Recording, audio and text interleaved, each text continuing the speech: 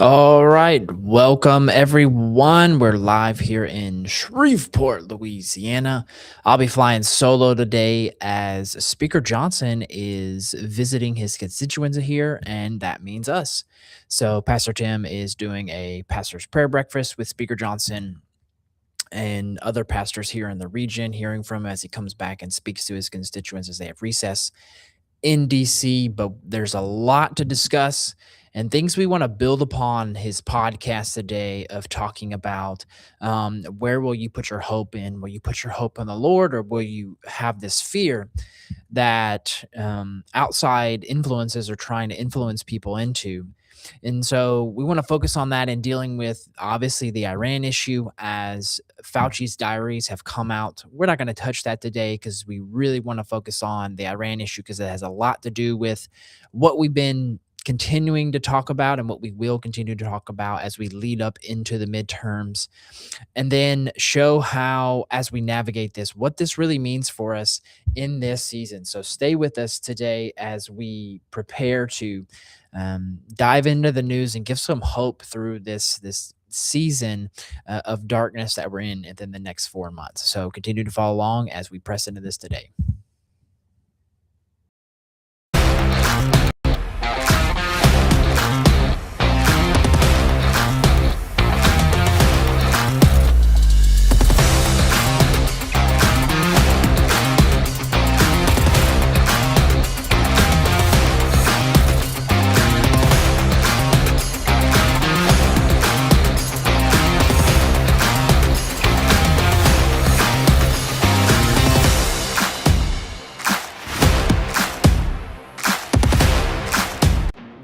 All right, everyone, welcome back in this beautiful, at least here it is, July 27th, 2026, a Monday where we're continuing to stay on the wall praying for the office of the president here at the Pipeline Report.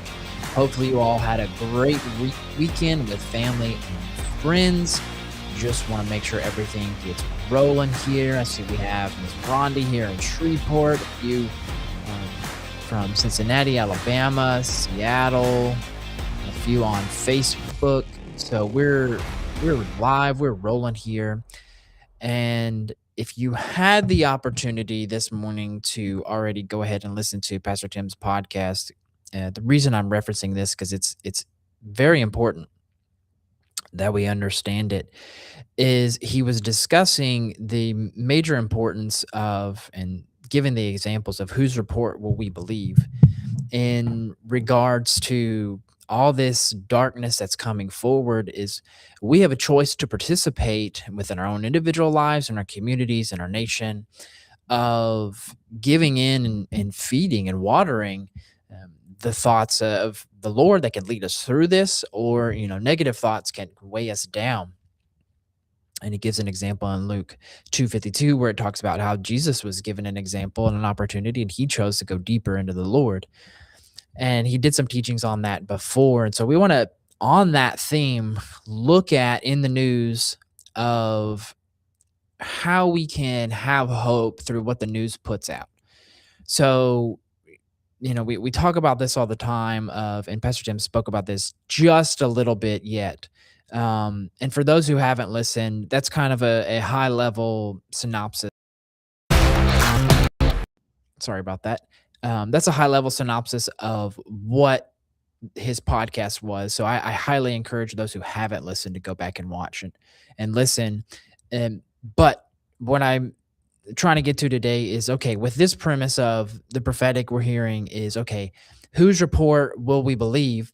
Is when we look at the news, are we going to believe the report that is one of fear, one that gets us down, gets us kind of out of this place of peace that we talk about, and or are we going to get in the place of the Lord where we can go deeper? And we'll have some scriptures to outline this along with those, but to highlight what is going on in the news today.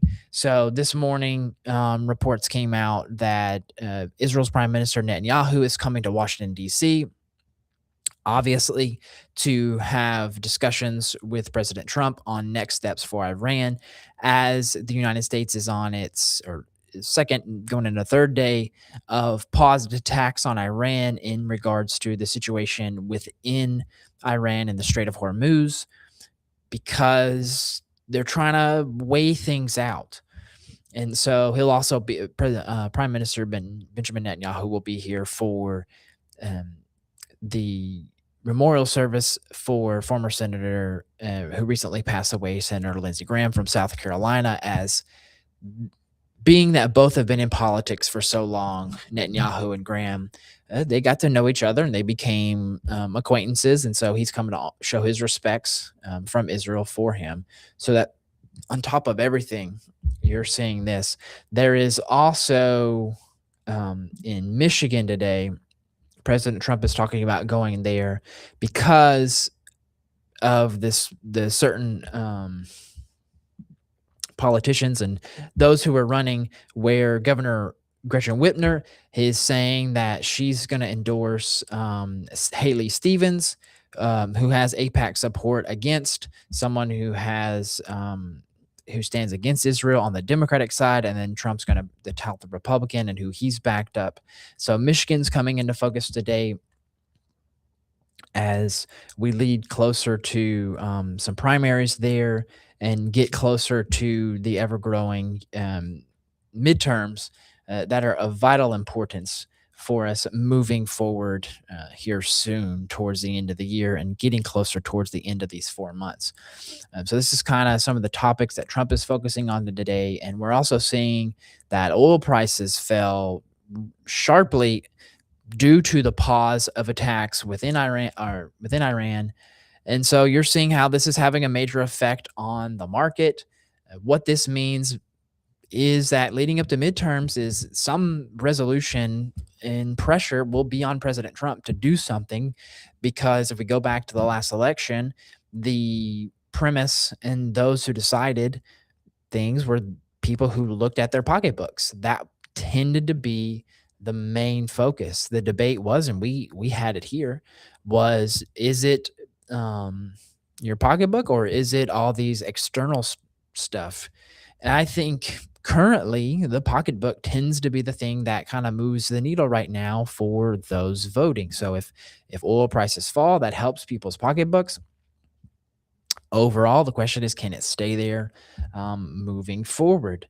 And now you're seeing coming out of the Red Sea that the shipping has slowed. Why? Because the Houthis have decided to enter the arena and get involved and start attacking ships and started attacking Saudi Arabia. Will Saudi Arabia fight back? Will Israel fight back? Will the United States fight back? As of right now, it's being left into the hands of the Saudis. And so these are their quote unquote Iranian allies here with the Saudis, and they're trying to negotiate how to move forward. So this is kind of the premise there in the Middle East of how things are moving forward. And Iran is saying that they are the ones who completely control the Strait of Hormuz after this weekend pause on the straits. So President Trump now has to navigate this and figure out what to do. And the challenge is you have two completely differing opinions.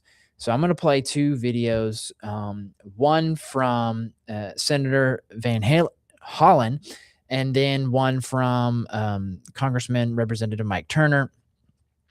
And they give two varying degrees of what they think is going on. So this was yesterday on ABC's This Week, and here was the opening statements that were here by the Democrat. Chris Van Hollen, a member of both the Foreign Relations and Appropriations Committee. Senator Van Hollen, one of the senators grilling Pete Hegseth this week. Senator, thanks for joining us. The president had considered massive strikes on Iran, even though they previously declared victory. Now the New York Times reporting he is backing off of that for now. Do you see a clear strategy here? Remember that this report is coming from the New York Times. Martha, I don't see a clear strategy, and there's never been a clear strategy. We should never have gotten into this senseless war, and we should end it now. I'm glad that they're not going to unload again with a big military strike. That would just drag us more deeply into this conflict, a conflict that we should be getting out of, not getting deeper into. So that's very clear sentiments. And there's never been a strategy. From his standpoint of view, this week he's supposedly going to be grilling Secretary of War Pete Hegseth. And now I'm going to switch to Republicans' thought on this because it's very interesting. And there's a first portion I want to play, and then there's a second question that's a really good question that he's being asked later that we'll get to. So this first clip is the intro, and he clearly states out some things I think is vitally important. So now let's bring in Republican Congressman Mike Turner. Let me slow this down. Sorry. I like listening on double time speed, but I know live you guys don't, so it's fine. Turner, a top member of the House Armed Services Committee. Good to see you this morning. And that's important because he's on the Armed Services Committee. Congressman, the president has reportedly backed off a major escalation. Do you think that's a good idea? Well, Martha, I don't really consider the New York Times an excellent source on national security policy at the White. The reason that's important is because every time the New York Times comes out with an article, especially in regards to how things are going behind the scenes with President Trump, they more than likely are wrong. House, but I think what's very important here is that the White House is approaching this in a very methodical view. In this instance, Iran is certainly not dependable. They are the adversary here. They do have a vote in how this progresses. They're certainly not dependable as these negotiations have progressed, as there's been an attempt to open the Straits of Hormuz. But overarching, the most important aspect here has been the goal of this conflict, and that is certainly one of the things that was subscribed in the declaration in the NATO summit that was a win in this administration, and that where all of the NATO allies agreed with the administration, and that is that Iran cannot be permitted to have a nuclear weapon. So going back to what the Democratic senator said, Van Hollen, that there was never a plan, here's proof, NATO agreed and NATO allies agreed, okay, Iran can never have a nuclear weapon. It has been the overarching theme here, and that has been certainly the core of this conflict. Okay. Now, you have voices coming out, and this is from CNN, saying that Vice President Vance and General Raising Kane are basically saying, hey, we need to de-escalate this war. And there's a lot of people who are saying that. And so these are all the voices. I'm trying to give all the narratives that President Trump is trying to juggle. And that's a normal thing for a president to have to deal with. It doesn't matter just this conflict. But the reality is look, a lot of Democrats saying things, they're having a problem because they're not really offering another perspective. And here's an interview about that. And from we're joined CBS. now by the United States Ambassador to the United Nations, Mike Waltz. Good to have you here in person. Thanks, Margaret. You just heard our polling. The American people support the goals, the stated goals, opening the Strait, ending the nuclear program, stopping Iran's ability to threaten other countries, but they don't think that the U.S. is achieving those goals, and 67% want to end the conflict now. What happens if the U.S. decides to cut its losses? Well, I don't think it should surprise anyone that we want the conflict to end. We wanted this conflict to end since 1979. I think that's incredibly, but I can tell you as a veteran, Afghanistan, Iraq, these wars, these endless wars where the policy goals, what were we doing there, drifted so badly. The president has been consistently clear on what our goals are. I think your poll showed that the American people support those goals. Mm-hmm. Yes, it's been difficult, but I, for one, am quite thankful that he is taking the difficult right to do the thing that I think historians will look back on and say was the absolute right thing to do to prevent Iran from ever having a nuclear weapon. And sometimes that's going to be harder than, harder than initially planned for. But the president's laser focused on getting this done and achieving those goals that 80% of Americans support. And by the way, also important in there is I don't think anyone else sees a better plan that, that Democrats, complain, yes, criticize, but no one's coming with a better plan, and the plans in the past administrations have failed. Okay, so talk to me about what's happening, because after 13 straight days of bombing, there was no bombing Friday. They're talking about, okay, what should be done? How do we do this? But they're not offering another plan. They're just criticizing. And there's another aspect where President Trump's kind of doing the same thing. But I'll get to that later in regards to what's going on in the Senate. But I'm going to go back to the interview with Representative Turner, because he was asked a good question here and a good challenge from the reporter from ABC. Congressman, we have lost 18 Americans since this began. Devastating. Americans Absolutely are devastating. not fond of this war. No one is fond It of it. is devastating. Americans disapprove of the way President Trump is handling this by large majorities. Only 29% approve of the way he's handling this. Absolutely. What do you say to your constituents? And when you say the world really cares about this, when we are losing Americans, lost 4 here in the last week or so, what do you say to them about why this is so important to continue when there's no clear strategy? Well, Martha, these really are two different questions here. I mean, when you open this, you asked me the question of, why is this conflict undertaken? That really is the issue, as the White House articulated and the NATO summit confirmed, and that is Iran cannot be permitted to have a nuclear weapon. And that's incredibly important, not only for the United States, for our allies, for the region, and for the world. And certainly, Iran articulated that their intention to seek a nuclear weapon, and they certainly were, as they had these underground facilities continuing their nuclear enrichment, headed toward that path. Then there's certainly an issue where there's bipartisan frustration on Capitol Hill. You're seeing it, Republicans, Democrats that are showing their frustration with how this conflict is being prosecuted, the statements that are being made by the White House, at the Pentagon, and certainly, I don't think anybody's going to defend those particular statements or those particular decisions. So we're seeing here the narrative kind of play itself out. And the reason I wanted to play all those different interviews is to show the many voices that are out there, which means if it's public, there's obviously a lot going on behind the scenes with President Trump, Vice President Vance, CENTCOM, Secretary of War, Secretary of State, Marco Rubio. So there's a lot to kind of wade through here, and there's a lot of darkness. Vance is against what President Trump is doing.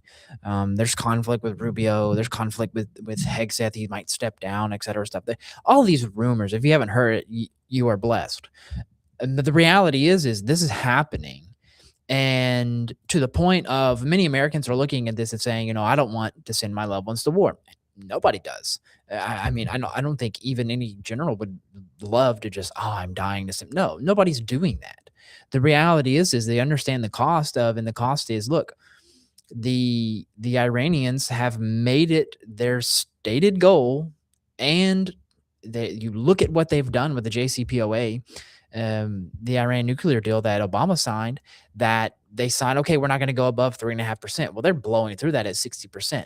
So that's the concern. And the argument is as well, the threats from Israel, and people have been saying, well, they're so close from getting a nuclear bomb so far, for so long, that narrative has been pushed out there for quite some time. Well, the reality is look, they're getting closer and closer. And so what Trump talked about is this. He talked about, taking out top layer after layer. The challenge is this. You have war hawks like Senator Lindsey Graham, go for it, do it. You have those obviously in the media who don't want this, and many Americans are polling that they don't want this. And President Trump's having to thread that needle of, okay, how do we deal with this to protect the world and protect the Middle East, not just Israel, but it's also the Saudis in Iraq, Afghanistan, those in that region who could be protected from Iran having a nuclear weapon, which is why last week President Trump has brought up the idea of the Saudis getting nuclear capabilities, starting out with the U.S.'s help and only for energy infrastructure to get them away from the need to produce oil and to depend upon it, and which would help them and help us, etc. So things are being tried. The reality is what's going to stick, and more so, how do you navigate through this? Before the midterms. That's the key challenge. And so President Trump has a lot to weigh here. And these scenarios of, okay, does he, take out Karg Island and other production facilities out of Iran, or does he do something else? Does he put troops in there? what's the way forward? And so that's what we want to put our hope into, of finding the Lord, finding that place of peace, that Psalms 46 talks about there at the end. And then the New American Standard Version says, "Stop striving and know that I am God. I will be exalted among the nations. I will be exalted on the earth." And the question is, where are we putting our hope? Are we putting our hope in President Trump to figure this out? Are we saying, Lord, he's just a man. Let's go to you. Let's put our trust in you, put our hope in you, that you can figure it out. And that's the prayer for President Trump, because at times, and if you saw this weekend, he made this statement at the White House Correspondents' Dinner. And obviously, you have to understand he is 100% completely joking when he talked about how he's going to run for a fourth term and then put on a Trump 2028 hat. He's just messing with the media, as he said some other things. But that's where he's at. He's kind of he's tired of it. He's pushing it forward. And which brings to this point, and kind of something we want to focus on moving forward, is I'll bring this up here. He talked about on Truth Social, let me blow this up for you guys so you can see this, is how he's pressing Senator John Thune to push for and push the Save America Act, saying, "Hey, don't go to recess until you've passed this and pushed this forward." But then also his big thing here is he highlights it. He says, "Let's terminate the filibuster," and saying that whichever side passes a filibuster is the one that's going to stay in power. In Trump's mind and natural eyes, that looks like the thing to do. But the question is do we want to remove those guardrails? Because, okay, let's say we remove it, but then Republicans remove it, and then Democrats get put in office, and then they take advantage of what Republicans did. Or you leave the guardrails up in place and you prevent it from happening, because somebody, Democrats or Republicans control the House, you can then combat them in the Senate. So there's more than one way around this than just what Trump says. And so I want to bring that. And so he's kind of at the point of desperation to a degree, of saying, let's just do what I think we should do, and which is remove the filibuster, which any political analyst will tell you is a disastrous opinion.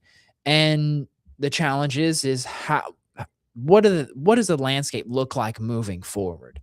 And there's many interviews going on about it. There's another video I was trying to find, but last week, this has kind of become the topic of discussion of the group called Democratic Socialists of America. And this is important because there are many political analysts who are saying that the Democratic Socialists of America, they're not going to win. They're not going to have much sway this election. Oh, no, okay, maybe this election they may not, but it's moving forward as they gain momentum and move forward and press into that. And this is a challenge for the Democratic Party in and of itself, because your normie Democrats, if you want to call them that, your old school Democrats the Democratic Party is being taken over by people who think of things just like this. And Fox News did a great interview with the DSA co-chair. And these are the things that when asked publicly, they are willing to admit that is in their party platform and something they are willing to go for. Watch this and you'll just be shocked if you haven't seen anything like this.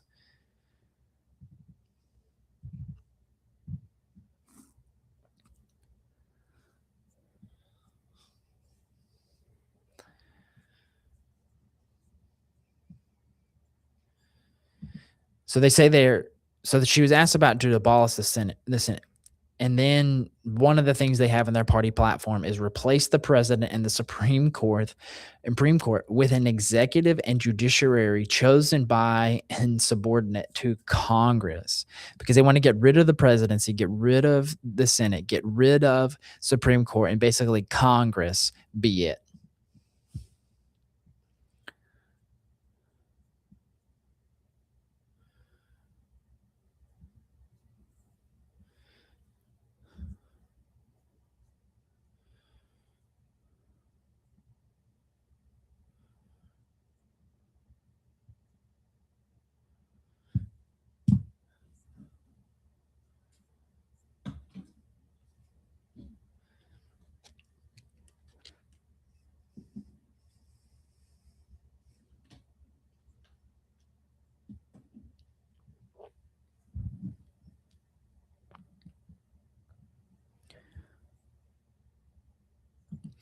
And so this is who the Democrats are turning to, and this is basically just communism. If you're not understanding this, basically give over control of everything to the state, a certain selected committee, give them ultimate power, let them create their committees, let the committees decide. And the challenge is that the younger generations have fallen for this because of the education system, just put it plainly. And so moving forward, as candidates like a Mandani get put up, people who are in certain situations. Okay, you didn't have audio on that. I apologize. But basically, if you go back and watch the beginning of it, she's asked questions in regard to. They have a scrolling thing here of eliminate the U.S. Senate. Let me pull this up. Excuse me. Sorry. Of eliminate the U.S. Senate. They were asked the questions. She said yes. Replace the president in the Supreme Court. She said yes. Abolish ICE, yes. Remove borders, yeah. They're in total agreement of this. And the challenge is that as of October 2024, they had membership in the DSA, just the Democratic Socialists of America, to about 2 years ago, less than 50,000 members, and now they're up to over 120,000. That's a huge growth. Now, obviously, that's in major cities because that's kind of where these type of hive minds start to associate themselves with. Because once you get under rural America, that goes away. The nonsense goes away. But the challenge is this is starting to come in and creep in. And how and what do we do to combat that? And the reality is you need a revival. You need a complete reformation of your mind, a reforming of your mind, laying down yourself as a living sacrifice, as Romans 12 talk about, in a biblical sense. And so there must be some inner healing and major deliverance for some of these lies that people are continuing to believe. Because when you look at history, but we won't go into that. The reality is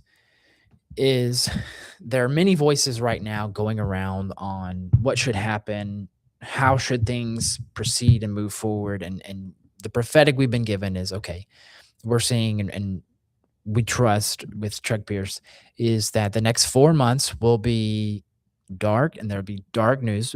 And that leads right up to the midterms. And this is kind of a cycle. If you understand politics of depending on who's in office, there's going to be a major opposition. And the reality is okay, we're in that cycle now, but it's to a point where it's recognizable where the Lord wants to say, hey, highlight this, but focus on me, as the Lord would say.